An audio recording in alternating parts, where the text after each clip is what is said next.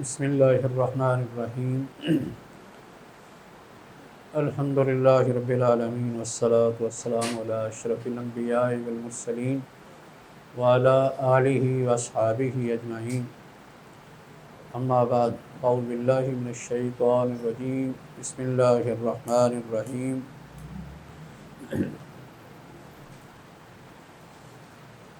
ولو ان اہل القری آمنوا واتقوا لفتحنا علیہم برکات من السماء والارض۔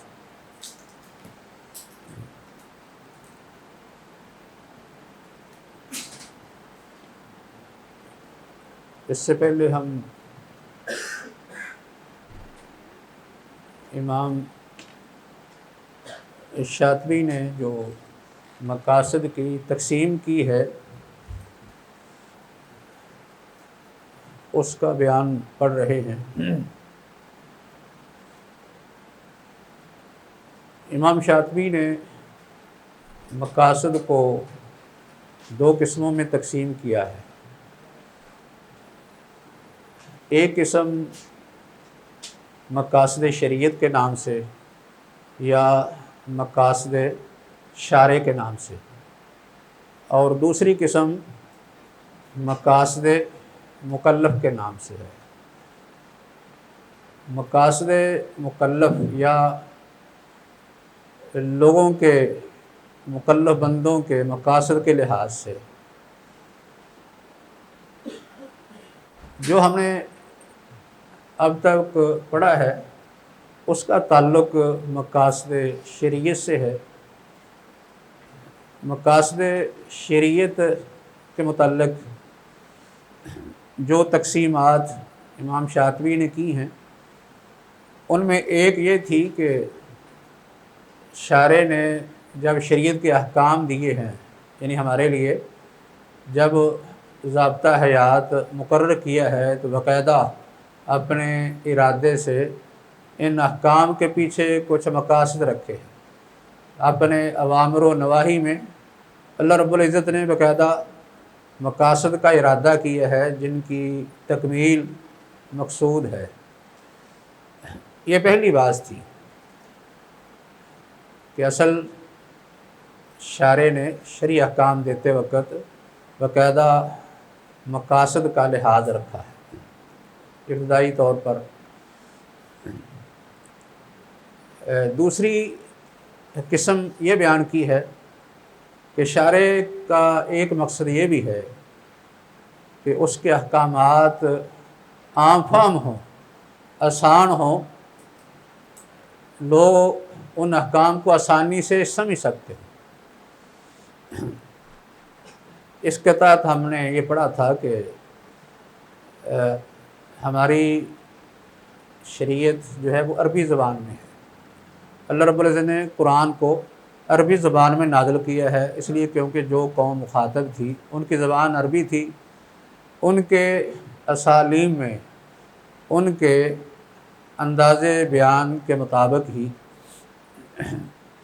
اللہ رب العزت نے شریعت کے احکام بیان کیے ہیں تاکہ آسانی سے سمجھ سکیں۔ ایسے ہی تیسری تقسیم یہ تھی کہ شارع نے احکام دیتے وقت اس مقصد کو بھی سامنے رکھا ہے، احکام ایسے ہوں جو لوگوں کی استطاعت کے مطابق ہوں، ان پر وہ عمل کر سکے، یعنی احکام ان کے لیے تکلیف ما لا یطاق نہ بن جائیں۔ اور چوتھی تقسیم جو ہم ابھی پڑھ رہے ہیں وہ یہ ہے کہ شارع کا ایک مقصد یہ بھی ہے کہ لوگوں کو اللہ رب العزت کے احکام کے تابع بنایا جائے۔ یہ بات اس وقت یہ جاری ہے۔ یہ چوتھی تقسیم ہے امام شاطبی کی۔ تو یہ تقسیم مقاصد شریعت کے لحاظ سے، یعنی شارع کے مقاصد کے لحاظ سے ہے۔ باقی وہ مقاصد جو مکلف کے ہوتے ہیں اس کے لیے امام شاطبی نے الگ جو ہے باقاعدہ ایک کتاب قائم کی ہے۔ اس کتاب کے تحت آگے کچھ مسائل بیان کیے ہیں جن میں یعنی لوگوں کے یا مکلف بندوں کے مقاصد کا ذکر کیا ہے، اور ان مقاصد کی جو ہے وہ شرعی احکام پر کیا تاثیر ہوتی ہے، اس کا بھی بیان کیا ہے۔ تو یہ تقسیم امام شاطبی کی تھی، اگرچہ کچھ دیگر اہل علم نے، خاص کر وہ علماء کرام اور ائمہ جنہوں نے مقاصد کا کافی اہتمام کیا ہے، ان کے ہاں تقسیم اس سے مختلف بھی ہے، کیونکہ مقاصد نہ تو ایک قسم کے ہیں، نہ کوئی کسی ایک نوع سے تعلق رکھتے ہیں، نہ ہی مقاصد کا تعلق شریعت کے کسی ایک پہلو سے ہے، بلکہ یہ جو تقسیم کی گئی ہے مقاصد کی، یہ اس کی مختلف انواع، مختلف اقسام اور مختلف جہات اور پہلوؤں کو سامنے رکھ کے کی گئی ہے۔ تو بعض اہل علم نے کچھ اور بھی تقسیمات کی ہیں، اور ان مقاصد کو مقاصد شریعت ہی کہا ہے۔ تو ہم یہ جو آخر میں بات ذکر کر رہے تھے، خاص کر اس میں ہم نے یہ پڑھا ہے کہ شرعی احکام دو قسم کے ہوتے ہیں، ایک کو ہم عبادات کہتے ہیں، تعبدات بھی کہا جاتا ہے، اور دوسری قسم کا نام معاملات یا ان کو عادات بھی کہتے ہیں۔ عبادات کے اندر اصل مقصد تعبد ہوتا ہے،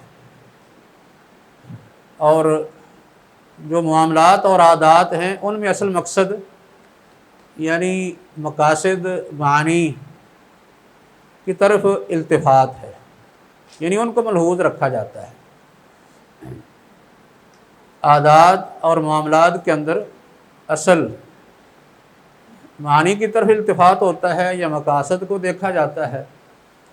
تو مقصد یہ ہے کہ کسی وقت مقاصد بدلنے سے شرعی حکم تبدیل ہو جاتا ہے، لیکن شرعی حکم تبدیل ہونے سے مراد نہیں کہ اللہ رب العزت نے جو احکامات دیے ہیں ان میں کوئی تبدیلی آ جاتی ہے، بلکہ ان میں تبدیلی نہیں آتی، کیونکہ اللہ رب العزت کے احکام تو دائمی ہیں، ہمیشہ یہ قیامت تک لوگوں کے حالات کا ساتھ دیتے رہیں گے، اور مختلف پیش آنے والے مسائل اور واقعات میں ان کی رہنمائی کرتے رہیں گے۔ بلکہ مقصد اس کا یہ ہے کہ اگر کوئی نیا واقعہ پیش آتا ہے یا کوئی نیا معاملہ یا کوئی نیا کام سامنے آتا ہے، تو اس کو ہم جو شرعی اصلی احکام ہیں ان میں سے کسی کے تحت ہی اس کو لے آئیں گے یا داخل کر دیں گے۔ یہ ہو سکتا ہے کہ وہ کسی وقت ایک حکم کے تحت ہو اور دوسرے وقت میں دوسرے حکم کے تحت چلا جائے، جیسے ہم نے یہ مثال ذکر کی تھی نا کہ لین دین کے معاملات میں بعض دفعہ ایک معاملے میں وہ کام ناجائز ہوتا ہے لیکن دوسری جگہ وہ جائز ہو جاتا ہے، جیسے وہ چیزیں جن میں تبادلہ کرتے وقت یا خرید و فروخت کرتے وقت برابری ضروری ہے، یعنی مساوات ضروری ہے، تو بیع کی صورت میں تو یہ معاملہ جو ہے وہ اس طرح کیا جاتا ہے کہ ان میں برابری اور نقد و نقدی کرنا ضروری ہے۔ لیکن اگر کسی نے قرض کا معاملہ کرنا ہو، قرض کا لین دین ہو، تو پھر یہ حرمت باقی نہیں رہتی، یعنی حالت بدلنے سے، معاملہ بدلنے سے حکم بھی تبدیل ہو گیا ہے۔ لیکن جو تعبدات ہیں ان میں ایسا نہیں ہوتا۔ تعبدات یا جن کو ہم محض عبادات کہتے ہیں، ان کے اندر یہ صورتحال نہیں ہوتی، کیونکہ تعبد کا معنی یہ ہے کہ اللہ رب العزت نے جس کی جو حد مقرر کر دی ہے آپ اس میں تبدیلی نہیں کر سکتے، نہ کوئی کمی کر سکتے ہیں، نہ اس میں کوئی اضافہ کر سکتے ہیں۔ تو اس لیے ان میں اصل مقصد اللہ رب العزت کے حکم کو صرف بجا لانا ہے، اس کی تعمیل ہے، اور اس کی تعمیل کر کے اللہ کی رضا حاصل کرنا ہے، اس میں کوئی آدمی تبدیلی نہیں کر سکتا۔ اور عام طور پر یہ بھی ہوتا ہے کہ جو تعبدات ہیں ان میں یعنی کوئی مقصد جو ہے وہ ظاہری سمجھ بھی نہیں آتا، اسی لیے جو تعبدی معاملات ہیں ان کو کہا جاتا ہے کہ یہ کیا ہیں، یہ غیر معقولۃ المعنی ہیں، یعنی انہیں غیر معقولۃ المعنی کہا جاتا ہے کہ عقل میں ان کی کوئی حکمت یا مقصد سمجھ میں نہیں آتا، لیکن معاملات کے اندر ان کے معنی یا ان کے مقاصد ذہن میں آتے ہیں، اسی وجہ سے ان کو معقولۃ المعنی کہا جاتا ہے۔ تو اصل تعبدات میں اور معاملات اور عادات میں دونوں میں ایک طرح سے اشتراک بھی ہے، اشتراک کا ہم نے اس دن ذکر کیا تھا۔ اشتراک میں یہ ذکر کیا تھا کہ ہر قسم کا جو معاملہ ہے اس کے اندر تعبد بھی پایا جاتا ہے۔ ایک تو خیر یہ بیان کیا تھا نا کہ بعض دفعہ ظاہری طور پر وہ چیز جو ہے اس کا تعلق معاملات سے ہوتا ہے، اور اس کو ہم یعنی معاملات یا عادات کہتے ہیں، لیکن اس کے اندر تعبد کا معنی پایا جاتا ہے۔ اگر تعبد کا معنی پایا جائے تو پھر جیسے شریعت نے کہا ہے یا اس کی حد بندی مقرر کی ہے، ہم نے اس کے مطابق عمل کرنا ہے، ہم اس میں کوئی اضافہ یا کمی نہیں کر سکتے۔ جیسا کہ اس کی کچھ مثالیں یہ ذکر کی تھی نا کہ نکاح کے لیے اللہ نے ایک طریقہ بتایا ہے نکاح کا، کہ نکاح میں ایجاب و قبول ہو اور ولی ہونا شرط ہے، ایسے ہی مہر مقرر کیا جاتا ہے، گواہ ہوتے ہیں، ایک مخصوص طریقہ ہے نکاح کا، اور اس کا مقصد یہ ہے کہ ایک شرعی جو نکاح ہے اس کے درمیان اور زنا کے درمیان فرق کیا جائے، لیکن اس میں تعبد پایا جاتا ہے۔ یعنی ویسے تو اس کا تعلق معاملے سے ہے جس میں معنی کی طرف دیکھا جاتا ہے، لیکن اس کے اندر تعبد پایا جاتا ہے کہ شریعت نے اس کا ایک طریقہ مقرر کر دیا ہے۔ اس لیے کوئی آدمی کہے کہ ہم یہی مقاصد ہے، یعنی زنا اور نکاح کے درمیان فرق اور طریقے سے بھی کر سکتے ہیں، تو اس کی بات نہیں مانی جائے گی۔ جیسا کہ عدتیں مقرر کی ہیں استبراء رحم کے لیے، اب استبراء رحم جو ہے اس کا تعلق جو ہے وہ بھی معاملات عادات سے ہے، لیکن اس کے اندر تعبد کا معنی پایا گیا کہ اس کی ایک حد مقرر کر دی ہے کہ عورتوں کی عدتیں مقرر کر دی ہیں۔ اگر کوئی شخص کہے کہ ہم عدتوں کے بغیر ہی مقصد حاصل کر سکتے ہیں تو اس کی بات بھی مردود ہوگی، اس کو قبول نہیں کیا جائے گا، کیونکہ اس کے اندر تعبد پایا گیا ہے، یعنی شارع نے اس کا ایک طریقہ اور اس کی ایک حد مقرر کر دی ہے، اس لیے اس کو چھوڑا نہیں جا سکتا۔ تو اس لیے اس میں ایک تو ہر پہلو یہ تھا کہ کچھ معاملات اور عادات ایسی ہیں کہ جن کے اندر تعبد کا معنی پایا جاتا ہے، یعنی تعبد کا معنی کا مقصد یہ ہوگا کہ شارع نے اس کے لیے باقاعدہ ایک حد اور اس کا ایک طریقہ مقرر کر دیا، اس کو نہیں چھوڑا جا سکتا، خواہ مقاصد اس کے علاوہ بھی کوئی آدمی حاصل کرنے کا دعویٰ کرے۔ دوسرا یہ تھا کہ یہ جو یعنی عادات ہیں یا معاملات ہیں ان کے اندر تعبد پایا جاتا ہے، یعنی کسی نہ کسی صورت میں تعبد پایا جاتا ہے۔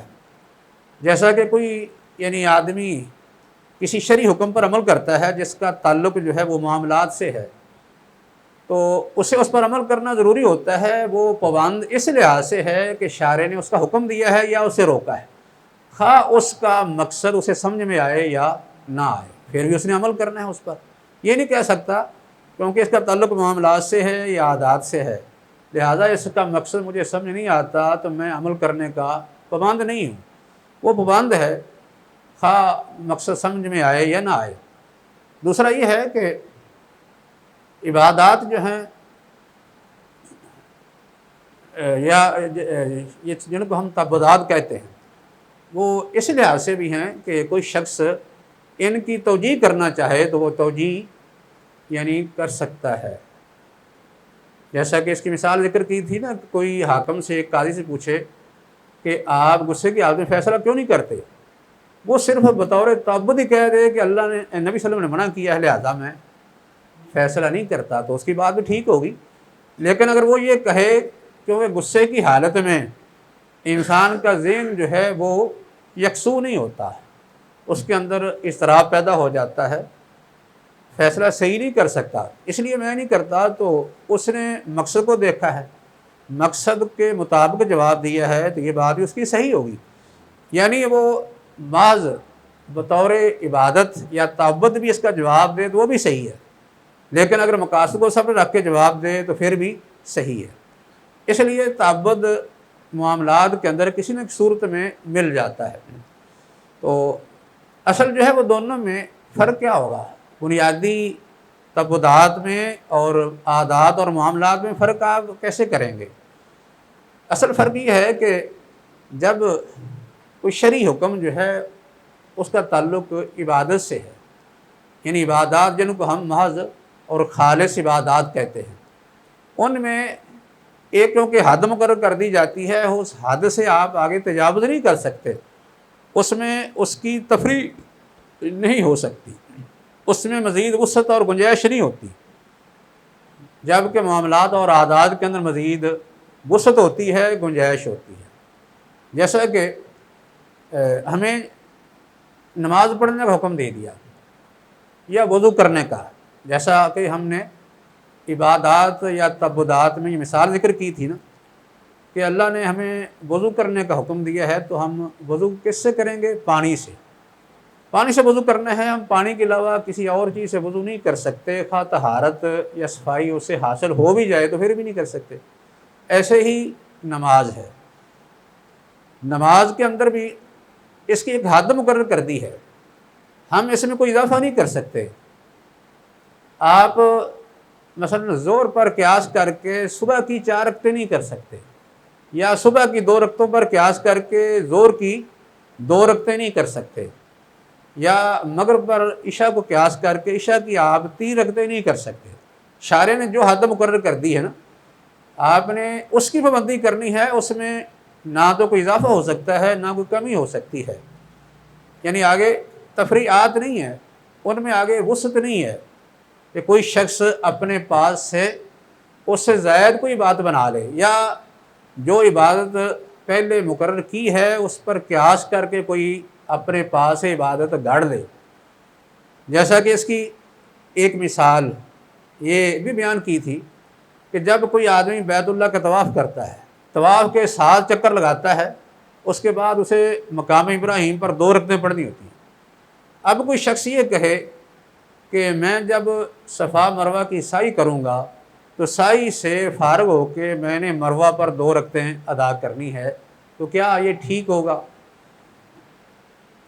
اس میں کوئی گنجائش نہیں ہے۔ وہ کہے کہ جیسے بیت اللہ کا طواف وہ 7 چکر ہیں، وہ بھی ایک عبادت ہے، اس عبادت کے بعد مزید 2 رکعتیں ہیں، اس لیے صفا مروہ کی سعی کے بعد میں 2 رکعتیں پڑھ لوں گا، تو یہ قیاس کرنا صحیح نہیں ہوگا، اس کے اندر وسعت نہیں ہے۔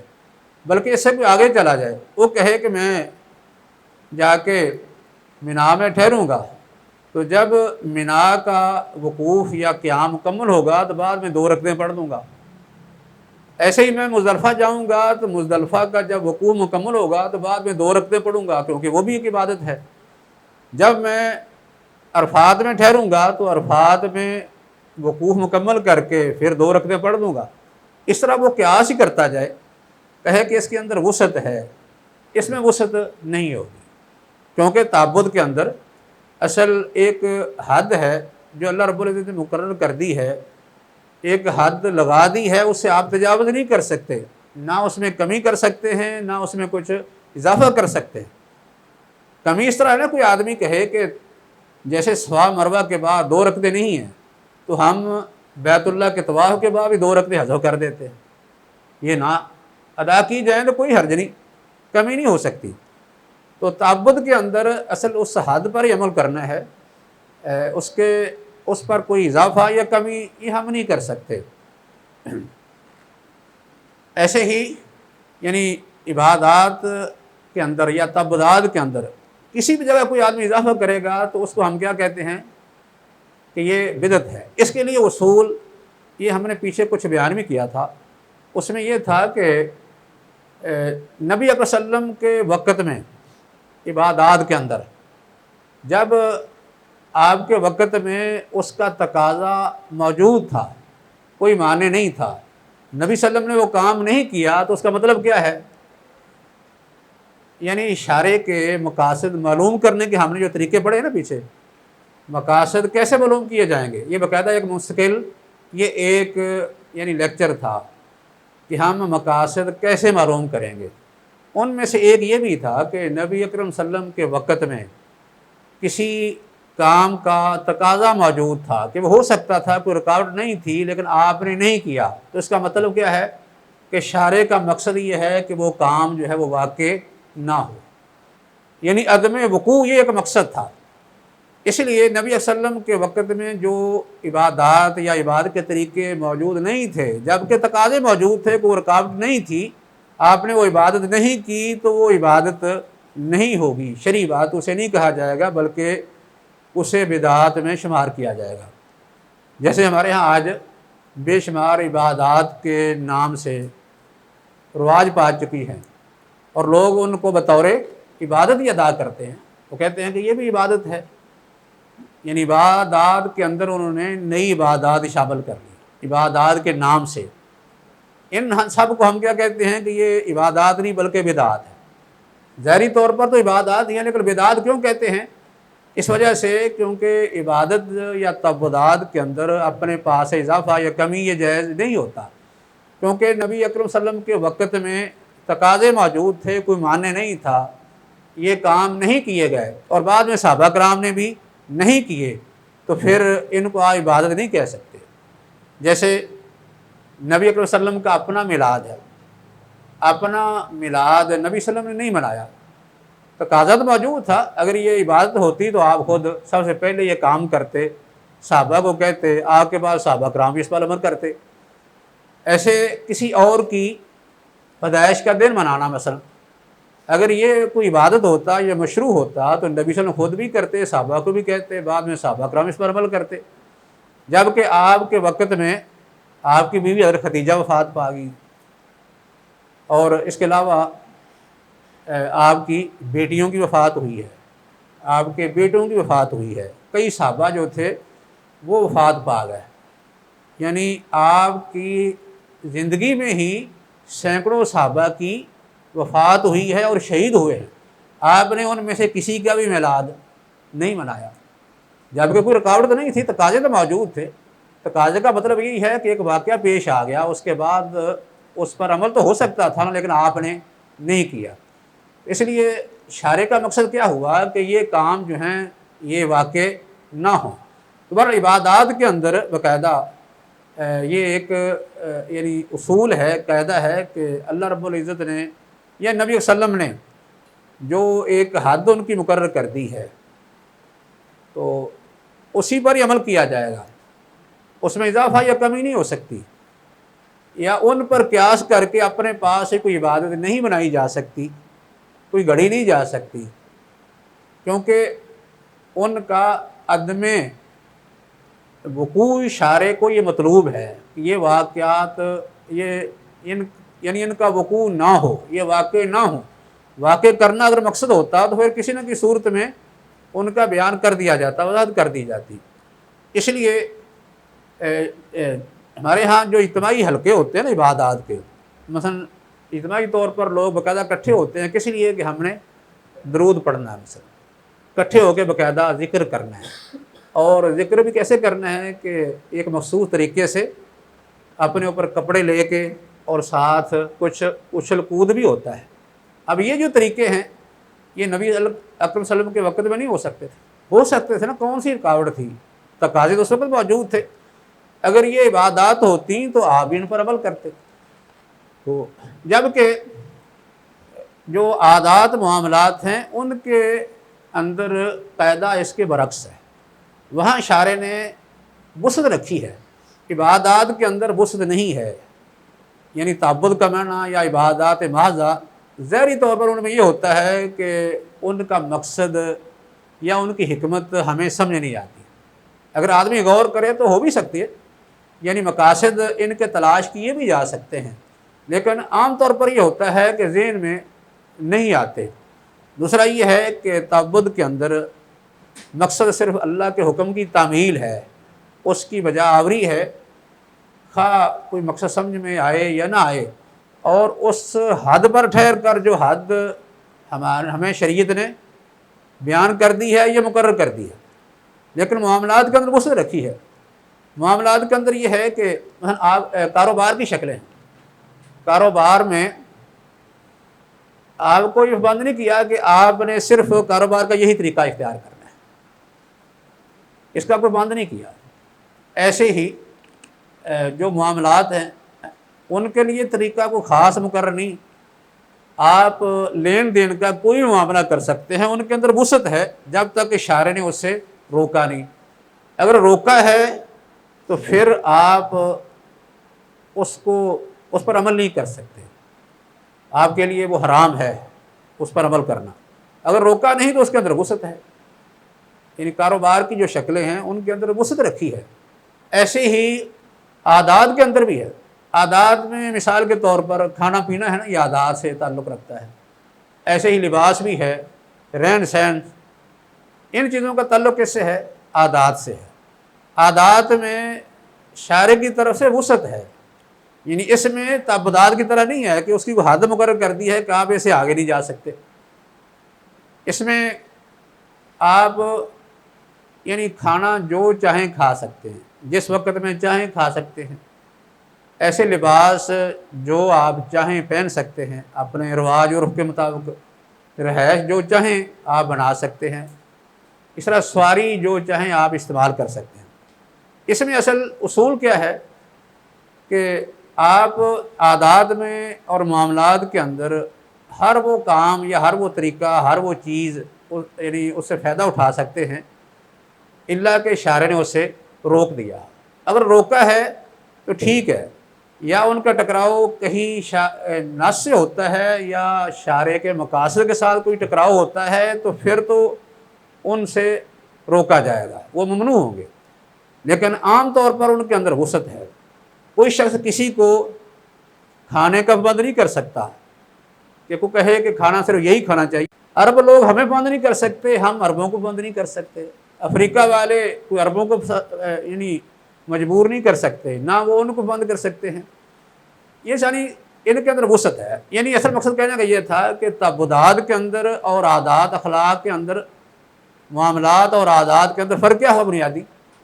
ایک یہ ہے کہ جو عبادات ہیں ان پر آپ قیاس آگے نہیں کر سکتے، جبکہ معاملات میں، عادات میں قیاس ہو سکتا ہے. دوسرا یہ ہے کہ عبادات کے اندر یعنی یہ وسعت نہیں ہے کہ آپ جو چاہیں عبادت اپنے پاس سے بناتے رہیں، اس میں اضافہ کرتے رہیں یا کمی کرتے رہیں، یہ تبدیلی آپ نہیں کر سکتے. جبکہ معاملات اور عادات جو ان کے اندر وسعت ہوتی ہے، وہاں صرف امانت جہاں آ جائے وہاں تو ممانت ہے. کوئی آدمی ایسے کام کے، ایسی عادت کے، ایسے معاملے کے قریب نہیں جا سکتا جو شرعی طور میں ممنوع ہے. باقی اس کے علاوہ جو ہے وہ وسعت ہے. تو اس میں اسی وجہ سے جو ہے امام شاطبی نے یہ جو عباس ہم پڑھ رہے ہیں نا، اس کا ایک آخری ایک حصہ یا ایک جز یہ ذکر کیا ہے کہ شارع کا مقصد یہ ہے کہ لوگوں کو اپنے احکام کے تابع بنایا جائے. اس کے لیے یہ مختلف انہوں نے مسائل ذکر کیے ہیں. اس میں ایک یہ بھی ذکر کیا ہے کہ اللہ رب العزت نے یا اس کے احکام جو ہیں وہ یہ بھی بیان کرتے ہیں کہ اللہ رب العزت کی نعمتوں سے آپ نے فائدہ کیسے اٹھانا ہے اور ان کا شکر کیسے ادا کرنا ہے. یہ باقاعدہ ایک انہوں نے مستقل عنوان دے کے جو ہے وہ ایک بات ذکر کی ہے. یہ عنوان کیا ہے کہ شرعی احکام یا ہماری شریعت، اس کا مقصد اصل کیا ہے؟ لوگوں کو احکام کے تابع بنانا.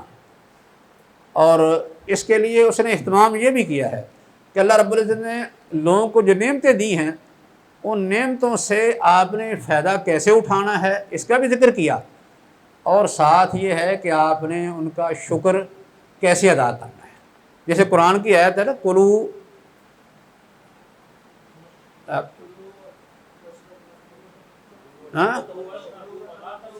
نہیں اس طرح جس میں آتا ہے کلوا مما فی الارض حلالا طیبا واشکروا ان کنتم ایاہ تعبدون. سورہ نحل کے اندر یہ آیت ہے. اس میں ہے کہ تم جو اللہ رب العزت نے تمہیں حلال دیا ہے نا، حلال اس سے کھاؤ. اللہ کی یہ نعمتیں ہیں نا، اللہ رب العزت نے دنیا کی جو نعمتیں ہمیں دی ہیں ساری کی ساری، یہ اللہ کی نعمتیں ہیں. تو ان نعمتوں سے فائدہ اٹھانے کا طریقہ بتا دیا. وہ کیا؟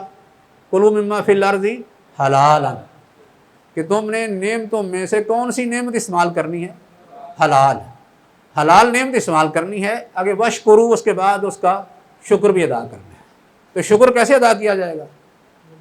شکر ادا کرنے کا حکم ہے لئن شکرتم لازیدنکم ولئن کفرتم ان عذابی لشدید. شکر ادا کرنا. شکر کیا ہے؟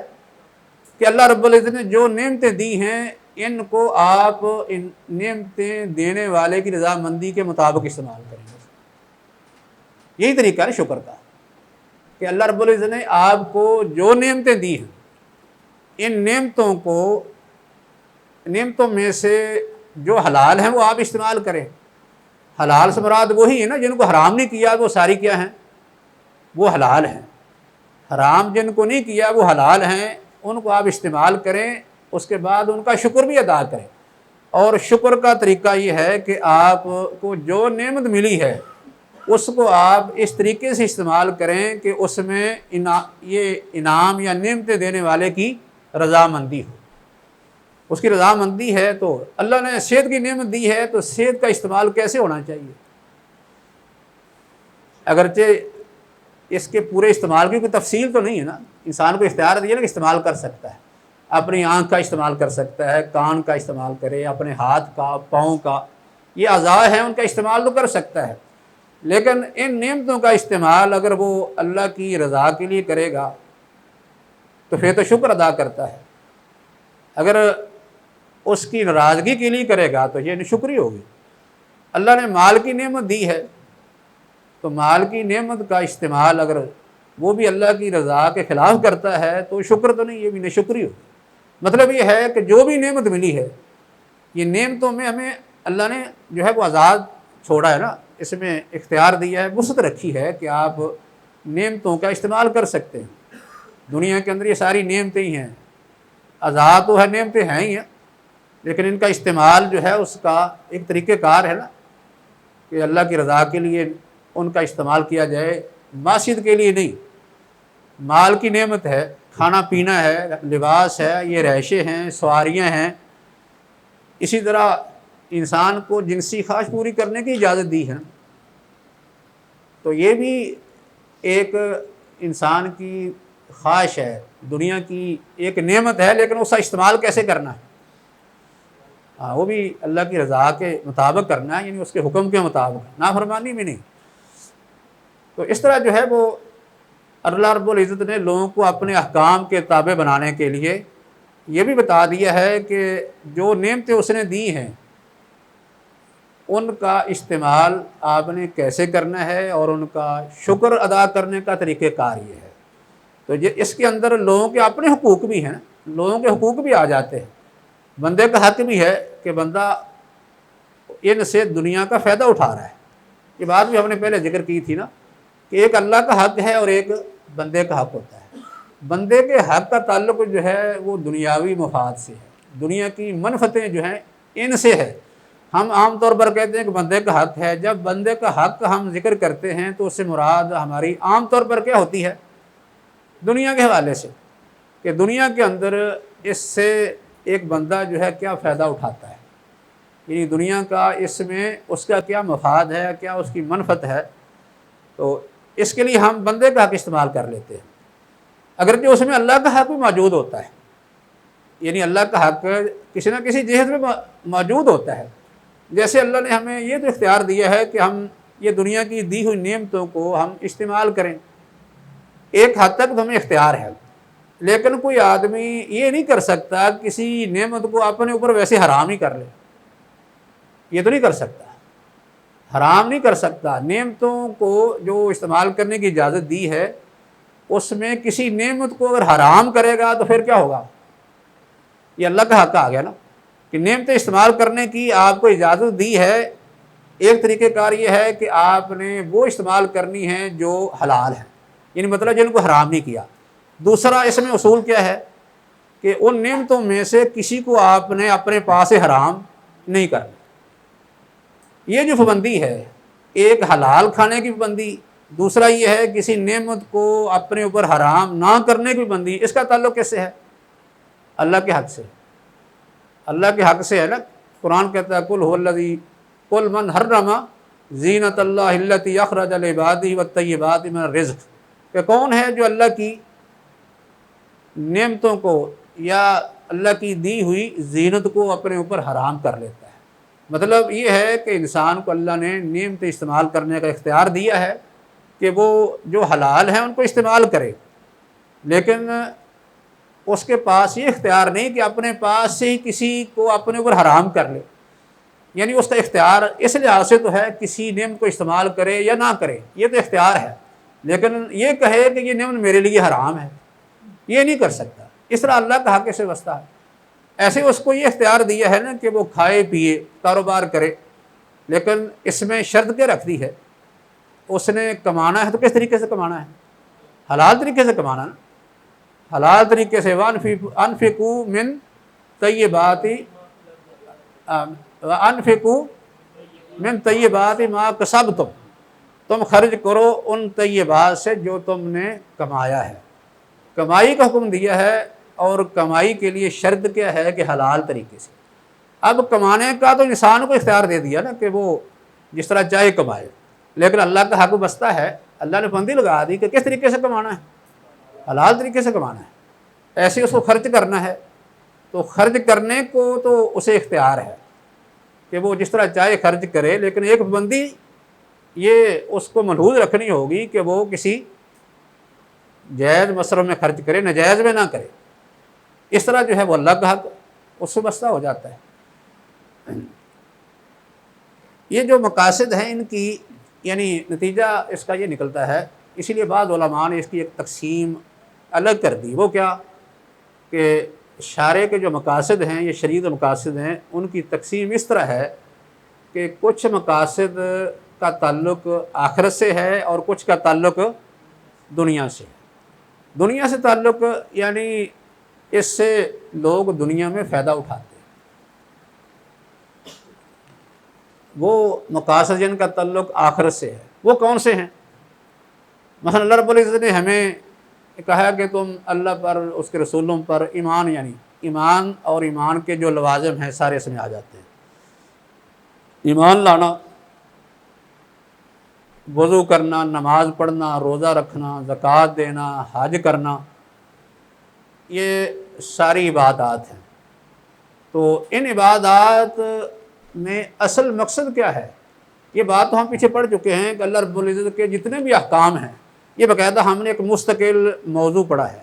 وہ کیا؟ یعنی یہ ثابت کیا تھا کہ اللہ رب العزت کے ہر حکم کے پیچھے کوئی نہ کوئی مقصد ہے، کوئی مصلحت ہے، کوئی منفعت ہے۔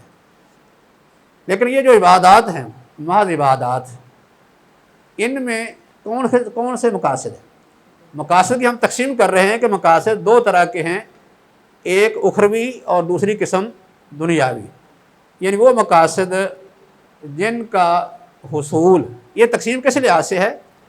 یعنی مقاصد کے حصول کے وقت کے لحاظ سے، مقاصد کے حصول کے وقت کے لحاظ سے یہ تقسیم ہے کہ کچھ مقاصد ایسے ہیں جو حاصل ہوں گے ہمیں آخرت میں، ان کا نام کیا ہے؟ یہ مقاصد اخروی ہیں۔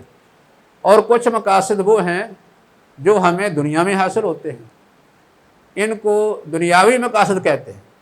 شارع کے جو احکامات ہیں ان کے پیچھے مقاصد ضرور ہیں، خواہ دنیاوی ہیں یا اخروی۔ اخروی مقاصد جو ہیں وہ کن احکام کے ساتھ بستہ ہے؟ یعنی یہ جو عبادات جن کو ہم تعبدات کہتے ہیں، نماز، عبادات، ان میں اصل مقصد کیا ہے؟ ان عبادات کا اصل مقصد ان عبادات سے، یا بنیادی مقصد یا پہلا مقصد وہ کیا ہے؟ وہ اخروی ہے، وہ اللہ رب العزت کی رضا ہے، اس کے ثواب کا حصول ہے، اور اپنے آپ کو جہنم کے عذاب سے بچانا ہے، یعنی آخرت کے عذاب سے اپنے آپ کو بچانا ہے۔ یہ مقصد اخروی ہے، یہ آخرت میں حاصل ہوگا۔ لیکن اس کا مقصد یہ نہیں ہے کہ اس سے دنیا کا مقصد حاصل نہیں ہو سکتا۔ ان عبادات میں اصل مقصد یہ ہے، یعنی اس سے اصل مراد یہ ہے کہ جب کوئی آدمی ان عبادات پر عمل کرتا ہے، ان اعمال کو بجا لاتا ہے جن کو ہم عبادات کہتے ہیں، اس کی نیت میں اصل کیا ہونا چاہیے؟ اصل مقصد اس کی نیت میں کیا ہونا چاہیے؟ کہ اس سے اللہ کی رضا مطلوب ہے، میں نے اللہ سے اجر و ثواب حاصل کرنا ہے، اللہ کو خوش کرنا ہے، آخرت میں جنت کا حصول ہے، اور جہنم سے اپنے آپ کو یا آخرت کے عذابوں سے اپنے آپ کو بچانا ہے۔ یہ اصل مقصد ہے۔ لیکن اس مقصد کے ساتھ ساتھ اگر کوئی دنیا کے مقاصد بھی اس کے اندر شامل ہو جائیں تو پھر کیا اس کا یہ عمل ضائع ہو جائے گا؟ یا اس کا ثواب کم ہو جائے گا یا کہ باقی رہے گا؟ باقی رہے گا۔ مثال کے طور پر ایک آدمی جو ہے وہ حج کرتا ہے، حج میں اصل مقصد اس کا یہ ہے کہ اللہ کی بات ہے، میں نے اللہ کے لیے کام کرنا ہے، لیکن اگر اس کے ذہن میں یہ ہو کہ وہاں لوگوں سے تعارف بھی ہو جائے گا، یہ ایک مقصد ضمنی ہے، تابع مقصد ہے، لوگوں سے تعارف بھی ہو جائے گا، وہاں ملاقات بھی ہو جائے گی۔ کوئی آدمی روزہ رکھتا ہے، اصل مقصد اس کا کیا ہے؟ لعلکم تتقون، اصل مقصد تو اللہ کی رضا ہے کہ اللہ کا حکم سمجھ کر اس پر عمل کر رہا ہے، لیکن اگر اس کے ساتھ اس کے مقاصد یہ بھی ہو کہ روزہ رکھنے سے صحت اچھی رہے گی، جیسا کہ ایک دن پہلے بھی ہم نے ذکر کیا تھا، وہ کہے کہ اس سے صحت اچھی رہے گی، بیماری سے میں بچ جاؤں گا، بیماری جو موجود ہے یہ ختم ہو جائے گی، یا آئندہ سے بیماریوں سے بچا رہوں گا، اس طرح کے مقاصد، یا یہ ہے کہ سارا دن جو کھانے پکانے میں صرف کرنا ہے اس محنت مشقت سے بچ جاؤں گا، اس طرح کے مقاصد، یہ تابع مقاصد ہے۔ اگر ذہن میں یہ ہو، ایسے ہی ایک آدمی جو ہے وہ وضو کرتا ہے، اصل تھا مقصد یہ ہے کہ میں نے اس وضو کے ذریعے سے عبادت کرنی ہے، نماز پڑھنی ہے، کیونکہ نماز کے بغیر نہیں ہوتی، لیکن ساتھ مقصد یہ بھی، اس سے ویسے بھی طہارت صفائی ہوتی ہے، یہ مقصد بھی سامنے ہے۔ کوئی شخص جو ہے وہ اس کے علاوہ کوئی عبادت کرتا ہے، مثال کے طور پر کفارہ ادا کرنا، یہ بھی ایک عبادت ہے، کفارہ ادا کرے تو کفارے کا اصل مقصد کیا ہے؟ کفارے کا اصل مقصد تو یہ ہوتا ہے نا، جس چیز کا کفارہ ہوتا ہے اس کا یہ ایک بدل ہوتا ہے، اس سے وہ جو غلطی ہوتی ہے نا وہ ختم ہو جاتی ہے، اور یہ بطور ایک عبادت کیا جاتا ہے، کفارے کی ادائیگی ایک عبادت ہے، ثواب مقصد ہے۔ لیکن کوئی شخص کہے کہ چلو کفارہ ادا کرتے ہیں، اس سے لوگوں کی، غریبوں کی مدد بھی ہو جائے گی، یہ بھی ہوتا ہے نا، ساتھ غریبوں کی مدد بھی ہو جائے گی۔ کوئی آدمی جو ہے وہ زکوٰۃ دیتا ہے، زکوٰۃ کا اصل مقصد کیا ہونا چاہیے؟ اللہ کی رضا ہے، اللہ کی رضا کے لیے اللہ کا حکم سمجھ کر وہ زکوٰۃ ادا کر رہا ہے، لیکن ساتھ یہ بھی ہو کہ زکوٰۃ ادا کرنے سے لوگوں کی جو مالی مشکلات ہیں وہ دور ہو جائیں گی، یہ مقصد اگر ذہن میں ہو تو پھر لوگوں کی کفالت ہو جائے گی اس سے۔ تو دوسرا یہ ہوتا ہے کہ جب میں لوگوں پر صدقہ کروں گا تو اس سے دوسرے لوگوں کے ساتھ میرا تعلق بھی گہرا ہو جائے گا، ہماری جو ہے آپس میں دوسرے سے محبت ہو جائے گی۔ اس طرح کے مقاصد اگر ذہن میں ہوں تو کیا ٹھیک ہے یا کہ نہیں؟ یعنی اصل مقصد جب انہیں سامنے رکھے، یہ جو تابع مقاصد ہیں وہ بھی ذہن میں رکھتا ہے تو اس میں کوئی حرج نہیں ہے، اس کے عمل پر اس سے کوئی اثر نہیں پڑے گا، نہ اس کے ثواب میں کوئی کمی ہوگی، اس لیے کیونکہ یہ جو اتنے مقاصد اس نے ذہن میں رکھے ہیں، یہ بات ہم کر رہے ہیں جب وہ ذہن میں رکھے، اگر وہ ذہن میں نہیں رکھے گا تو پھر کیا یہ مقاصد حاصل ہوں گے یا کہ نہیں؟ پھر بھی ہو جائیں گے۔ ایک آدمی نے یہ جو عبادات جن کی ہم نے مثالیں دی ہیں، ان عبادات کو سر انجام دیا ہے تو اس کا مقصد صرف اللہ کی رضا ہی ہو تو باقی مقاصد پھر بھی خود ہی حاصل ہو جاتے ہیں، لیکن اگر اس نے باقاعدہ نیت کر لی کہ یہ مقاصد بھی حاصل ہوں گے تو پھر بھی اس کا عمل ٹھیک ہے، نہ تو اس میں کوئی خرابی واقع ہوگی، نہ ہی اس کے اجر میں کوئی کمی واقع ہوگی، لیکن تابع ہونے چاہیے، یہ مقاصد جو ہیں وہ تابع ہونا چاہیے۔ اصل مقصد عبادات کے اندر اخروی مقصد ہے، کیونکہ مقاصد کی ایک قسم وہ ہے جس کا تعلق آخرت سے ہے، اصل اس کا فائدہ اور منفعت جو ہے وہ آخرت میں حاصل ہو، باقی دنیا کے مقاصد اس کے ضمن میں اگر حاصل ہو جائیں تو اس سے کوئی فرق نہیں پڑے گا، یہ مقاصد اخروی ہیں، باقی دنیاوی مقاصد بھی ہیں، دنیاوی مقاصد یہ دوسری قسم ہے، یعنی مقاصد کی ایک مقاصد وہ جن کا تعلق آخرت سے ہے، اور دوسری قسم وہ مقاصد جن کا تعلق دنیا سے ہے، یعنی اس میں ایک مکلف کو دنیا کے فوائد حاصل ہوتے ہیں۔ دنیا کے جو یہ فوائد ہیں، ظاہر تو یہی لگتا ہے کہ ایک آدمی ایک کام کرتا ہے اس کا مقصد صرف دنیا کا ہے، دنیا کے مقاصد حاصل کرنے کے لیے کام کرتا ہے، تو دنیا کے مقاصد حاصل کرنے کے لیے جو جائز مقاصد ہیں ان کے لیے کام کرے تو پھر بھی کوئی حرج نہیں ہے۔ مثلا کوئی آدمی کاروبار کرتا ہے، کاروبار جو ہے وہ کس لیے کرتا ہے؟ وہ دنیا کا فائدہ اس نے اٹھانا ہے، دنیا کا فائدہ اٹھانا ہے۔ دنیا کے فائدے کے لیے مقصد یہ ہوتا ہے کہ میں نے خود کھانا پینا ہے، اپنی ضرورتیں پوری کرنی ہیں، اپنے اہل و عیال کی ضرورتیں پوری کرنی ہیں، عام طور پر یہی مقاصد ہوتے ہیں۔ اگرچہ ایک دیندار اور دنیا دار آدمی کا فرق ہوتا ہے کہ وہ ایک دیندار آدمی جب کوئی معاملہ کرتا ہے، کاروبار کرتا ہے، اس وقت بھی اس کے ذہن میں مقاصد کچھ اچھے ہوتے ہیں۔ جیسے حدیث میں اس کا ذکر آیا نا کہ ایک آدمی اس لیے وہ کماتا ہے، کاروبار کرتا ہے تاکہ خود اپنے آپ کو سوال سے بچا سکے، اپنے اہل و عیال کو بچا سکے اور کچھ اس سے صدقہ کر سکے۔ اگر کاروبار میں یہ مقصد ہو جائے تو یہ عبادت بن جائے گی۔ ظاہری طور پر وہ کام تو ایسا کر رہا ہے کہ اس کا فائدہ دنیا کا ہے، لیکن یہ ساتھ عبادت بھی بن گئی۔ لیکن اگر اس کا مقصد نہیں ہے تو ویسے کاروبار اس کے لیے مباح تو ہوگا، یعنی کاروبار کرنا مباح ہے، وہ اپنی دنیا کی ضرورتیں پوری کرنے کے لیے کوئی بھی کام کر سکتا ہے۔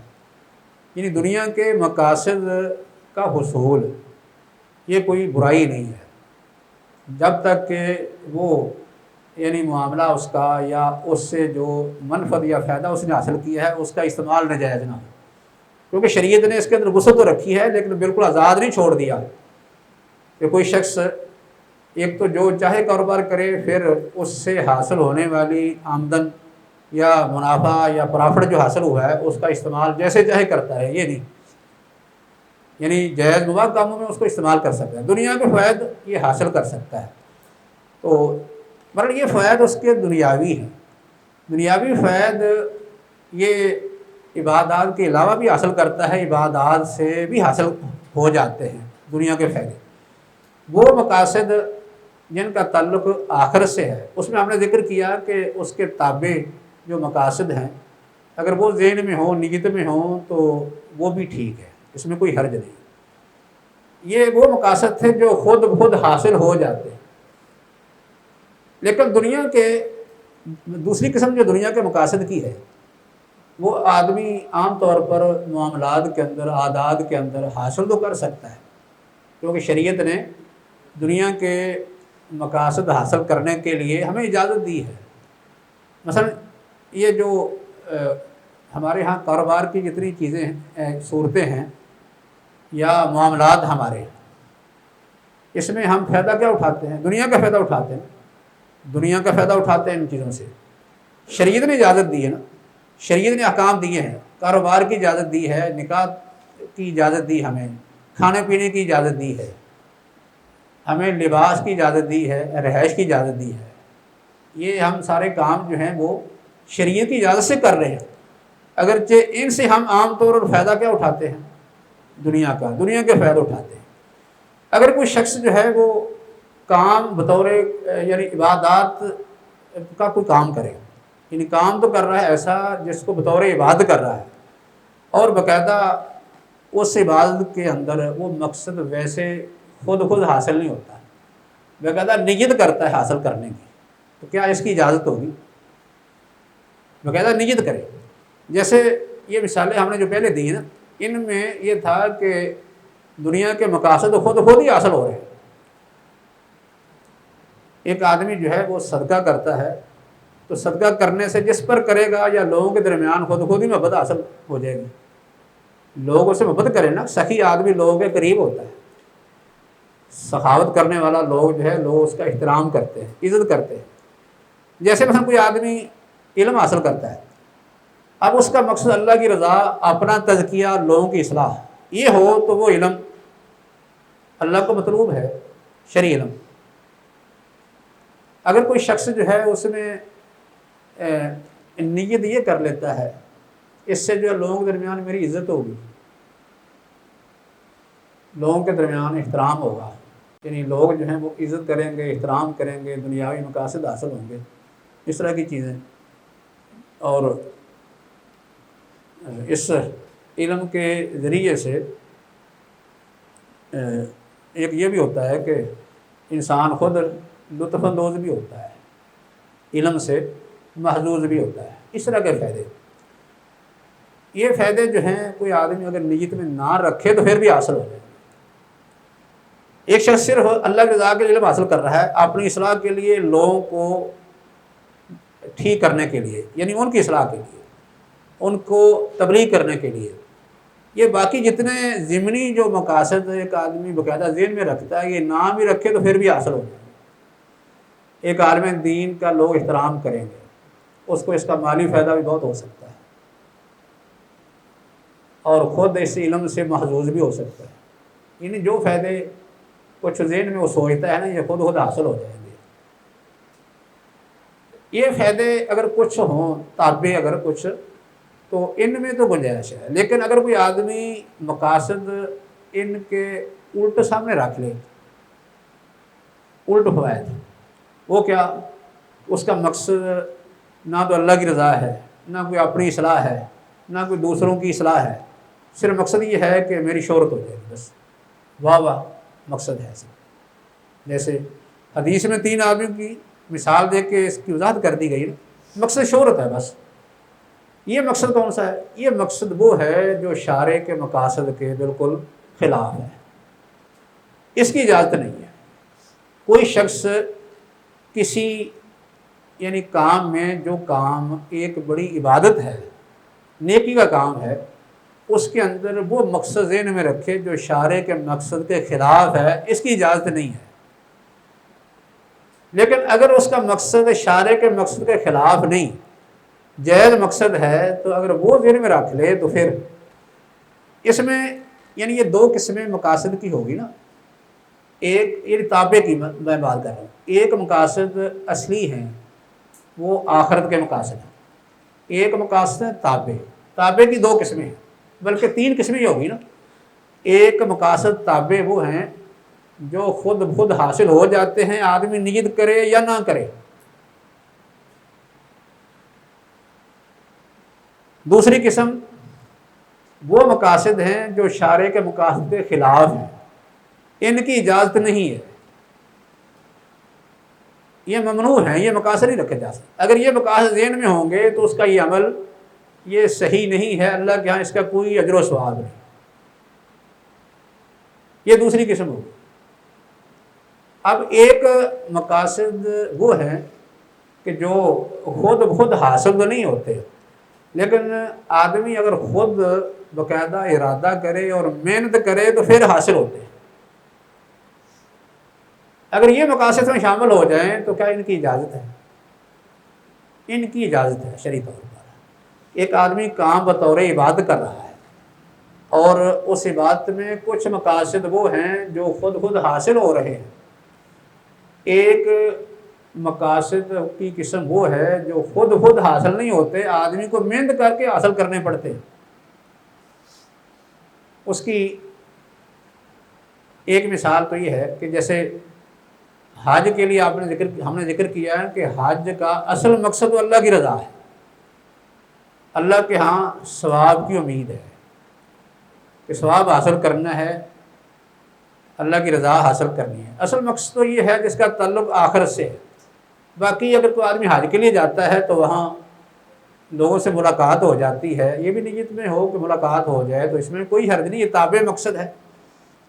اگر کوئی شخص ساتھ یہ مقصد داخل کر لے کہ حج کے لیے گیا تو وہاں علماء سے ملاقات ہو جائے، کہ علمی فائدہ اٹھا لیں گے، تو یہ مقصد کیسا ہوگا؟ یہ بھی مقصد اچھے مقاصد میں سے ہے نا، یہ کہ وہاں لوگوں سے علمی فائدہ اٹھائیں گے، اور اس سے جو ہے انسان بڑی تبدیلی آ جاتی ہے۔ جیسے شاہ ولی اللہ محدث دہلوی، وہ ادھر حج کے لیے گئے، وہاں کے علماء سے انہوں نے حدیث پڑھی، جس کا نتیجہ یہ ہوا کہ بعد میں باقاعدہ علم حدیث کے وہ دائی بن گئے، اور اس کی نشر و اشاعت کا جو ہے وہ بہت بڑا ایک ذریعہ بنے وہ۔ تو یہ مقاصد اچھے ہیں، لیکن اگر اس کا مقصد جو میں ذکر اب کرنے لگا ہوں وہ یہ کہ خود حاصل نہیں ہوتے، باقاعدہ اس کی جو ہے وہ نیت کرنی پڑتی ہے، محنت کرنی پڑتی ہے۔ ان مقاصد میں ایک تو مقصد یہ علم کا ہوگا، اس کے لیے محنت کرنی پڑے گی نا باقاعدہ، خود تو حاصل نہیں ہوگا۔ کوئی آدمی حج کے لیے گیا تو خود علم حاصل نہیں کر سکتا، الا کہ وہ خود باقاعدہ علماء کے پاس جائے، محنت کرے، ان سے فائدہ اٹھائے، پھر ہی حاصل کر سکتا ہے۔ یہ اچھا مقصد، اس میں کوئی حرج نہیں لگتا۔ لیکن کوئی آدمی کہے وہاں جا کے میں نے کچھ کما کے بھی لانا ہے، اب کمائی والا جو مقصد ہے یہ کیسا ہے؟ یہ حج سے خود حاصل نہیں ہوتا، حج سے خود یہ حاصل نہیں ہوگا جب تک کوئی شخص باقاعدہ اس کے لیے محنت نہیں کرتا۔ وہاں کمائی کرنی پڑے گی نا۔ حج کر رہا ہے تو حج کے دوران کوئی کام کرے گا پھر ہی کمائے گا۔ اگر یہ نیت ہو کسی کی تو پھر اصل مقصد اگر یہ ہوگا تو پھر تو حج کا کوئی ثواب ہی نہیں ہے، حج سے کے ثواب سے تو فارغ ہو گیا اگر یہ صرف مقصد ہے۔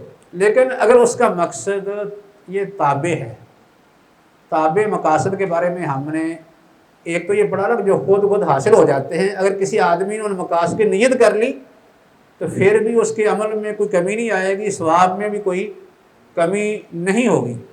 لیکن اگر کوئی آدمی تجارت کا مقصد لے کے ساتھ جاتا ہے تو پھر تجارت کا مقصد اس نے سامنے رکھا، وہاں اس کے لیے باقاعدہ محنت کی، اور محنت کرنے کے نتیجے میں اسے فائدہ بھی ہو گیا۔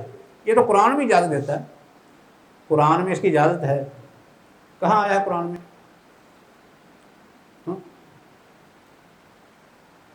ہاں بھی قرآن کی آیت، لیس علیکم جناح ان تبتغوا فضلا من ربکم، اپنے رب کا فضل تلاش کرو۔ تو یہ فضل اللہ کا تلاش کرنے کے لیے باقاعدہ اس نے نیت بھی کی ہے اور محنت بھی کرنی پڑے گی۔ یہ اس کی نیت تابع ہو کے اگر وہ یہ کرتا ہے، یعنی یہ مقصد اس کا تابع ہے تو اس میں حرج نہیں۔ لیکن ایک آدمی صرف حج کے لیے جاتا ہے، ایک آدمی حج اور تجارت کے لیے جاتا ہے، دونوں میں فرق کیا ہوگا؟ ہاں، یہ آدمی جس نے ساتھ تجارت بھی کی ہے اگرچہ مقصد تابع ہے، اس کے ثواب میں تو کمی ہوگی، اس کا ثواب جو ہے وہ کامل نہیں، اس طرح جس طرح اس کا ثواب ہے جس نے یہ نیت نہیں کی، کیونکہ یہ مقصد باقاعدہ محنت سے اس نے حاصل کرنا ہے، اور دوسرے جو مقاصد ہیں وہ خود ہی حاصل ہو جانے ہیں۔ جو مقاصد کسی عبادت پر عمل کرنے سے خود حاصل ہوتے ہیں، وہ اگر نیت میں ہوں گے یعنی تابع مقاصد، تو پھر اصل مقصد کے ثواب میں کوئی کمی نہیں ہے۔ لیکن اگر کسی آدمی نے ایسے مقصد کا ارادہ کیا جو خود حاصل نہیں ہوتا، باقاعدہ اس نے وہاں جا کے محنت کر کے اس کو حاصل کرنا ہے، تو اس سے تو کمی واقع ہوگی، فرق پڑے گا اس سے۔ لیکن مقصد رکھا جا سکتا ہے شرعی طور پر۔ آج کل ہمارے ہاں یہ دونوں مقاصد چلتے ہیں۔ آپ تبلیغ کے لیے جاتے ہیں، تبلیغ کا اصل مقصد تو یہ ہونا چاہیے نا کہ میں نے لوگوں کی اصلاح کرنی ہے، اللہ کا پیغام لوگوں تک پہنچانا، مقصد یہی ہے نا۔ اگر کسی کا مقصد یہ ہے کہ میں نے دیہڑی لگانی ہے تو پھر تبلیغ کے لیے گیا ہے لیکن مقصد دیہڑی لگانا ہے، تو پھر تو کوئی اس کا فائدہ نہیں، اس کا اجر کوئی نہیں ہے۔ لیکن اگر اس کا مقصد یہ ہے کہ میں نے اصل تو جو مقصد ہے وہ اخروی ہے نا، یعنی آخرت کے ساتھ اس کا تعلق ہے کہ اس تبلیغ کا مجھے یہ فائدہ ہوگا کہ میرے ذریعے سے لوگ رائے راست پہ آئیں گے، ان کے عقیدے کی، ان کے اعمال کی، ان کے اخلاق کی اصلاح ہوگی، تو مجھے اس کے بدلے میں آخرت میں ثواب ملے گا۔ یہ مقصد اصلی ہے۔ باقی تابع مقصد اس کا یہ ہے کہ اس سے کچھ دنیاوی فائدہ بھی حاصل ہو جائے گا، تو یہ مقصد اگر ذہن میں ہو تو اس سے اس کا اصل مقصد ختم نہیں ہوگا، وہ بھی باقی رہے گا۔ لیکن ایک آدمی بالکل یہ مقصد رکھتا ہی نہیں تو پھر اس کا کوئی فرق ہوگا یا کہ نہیں؟ کچھ نہ کچھ تو فرق ہونا چاہیے نا ویسے، کہ ایک آدمی کے ذہن میں یہ مقصد ہے ہی نہیں، اور ایک آدمی کے ذہن میں یہ مقصد ہے لیکن تابع ہے، اصل مقصد یہ نہیں۔ اس طرح جو ہے وہ یہ سمجھنا کہ تین قسم کے یہ مقاصد بن جاتے ہیں۔ ایک تو ہر بالکل اخروی یا خالص، ایک ہے دنیاوی بھی ہے لیکن دنیاوی ایسا ہے کہ وہ تابع ہے، شریعت کے مقاصد کے موافق ہے، تو اس مقصد کو ذہن میں رکھنے میں کوئی حرج نہیں۔ ایک مقصد وہ ہے کہ جو شارع کے مقاصد کے بالکل خلاف ہے، اگر یہ ہوگا تو پھر اس مقصد سے اس کا اصل مقصد جو ہے وہ فوت ہو جائے گا۔ وما علینا الا البلاغ، ما توفیق الا باللہ، علیہ توکلت و الیہ انیب۔ زندگی شعور سے، الحکمہ انٹرنیشنل۔